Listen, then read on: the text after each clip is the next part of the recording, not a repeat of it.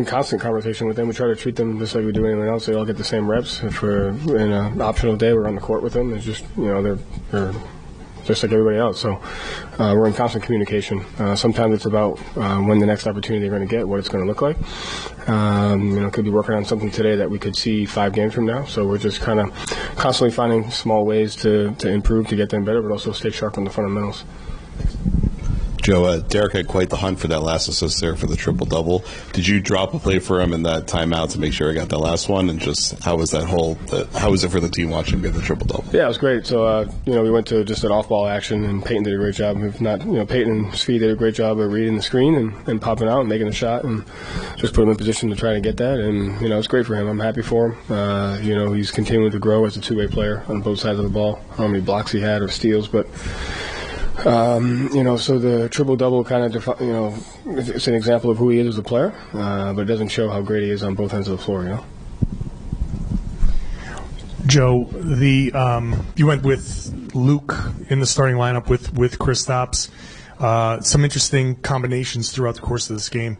What kind of luxury is it to have this much time left in the regular season, knowing that, you still have a few more games to win, to lock things up, but you have these opportunities to maybe, for lack of a better term, experiment a little bit more. What kind of luxury is that for you? They're not.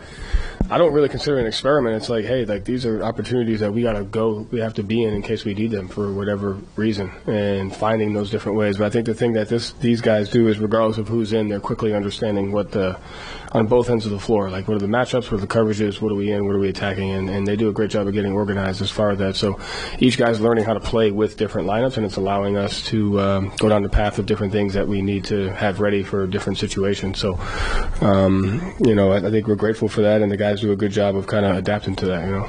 What's the coaching challenge for you guys to try to kind of help that along with the combinations that you might not have seen throughout the course of the regular season? Yeah, the challenge is easier because the guys play hard and they work hard and they're smart and they take care of their craft. So the challenge is a little bit easier because whoever you go with, you kind of trust that you're going to get exactly, what you're getting no matter who's in the game. So that makes our job much easier, and it's a credit to them.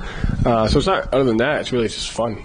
It's fun to find different formations, different spacings, different things that you can, go to get guys the ball where we need to get to. So I think that's probably the most fun part of it. Joe, just following up on Krause's first question on the double bigs, just, what dynamic is it, does having Kristaps and Luke out there bring? How do they play together? All of our bigs have to be versatile defensively, having different defensive coverages, and they got to be versatile in where they are on the floor offensively. So they're all extremely smart in learning how to play there. So in that particular Luke KP, they do a great job getting to the spacing that they need to get to. But we've been playing much more double big because of the guys that we have the ability to navigate that with their other matchup and kind of take advantage of it on both ends. It's important. Thanks.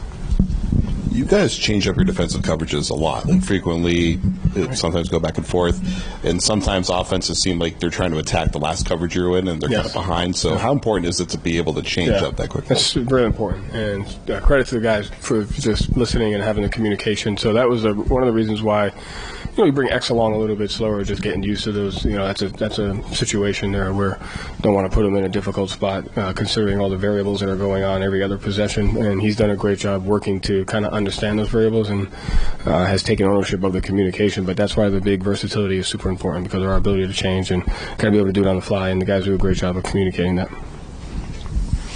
Joey, for Portuguese press, tell us about Nimi. Do you like the way they work? You work? The season's so long. We're all talking about the Stay Ready group, but everybody forgets that.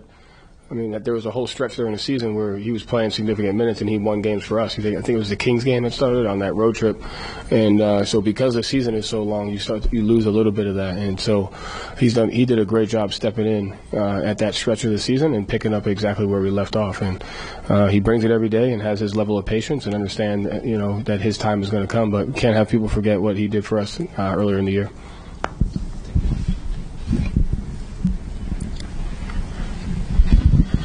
Joe, the season kind of gets deeper and deeper. As a coach, are you changing your routines at all of how you prepare prepare game plans, or are you kind of sticking with what you did earlier in the season because it's been so effective? No, I mean, it just remains the same. You try to get to the most important things as efficient and quickly as possible. You just stick to those. And if an opportunity or a problem presents itself, you kind of just adjust accordingly. But it's same thing. And can motivation be an issue at this late in the season with not you, but just the team, and kind of it gets monotonous to blow teams out? I mean, are you having to push guys, or is there anything different you do, or are the guys just so self-motivated now? No, I mean, they're self-motivated. I think if you want to get to the level you want to get to, there's times for short-term motivational pockets, but the greatest strength of this team is the locker room and their character and the way that they play, and we've had very few of those this year. And no, I mean, I don't have to do anything to motivate them. They do it on their own. Final question, Carr. Joe, first came back for KP. Just are you guys being kind of careful with him, or is he just full go? No, I mean, he played the minutes that he needed to play.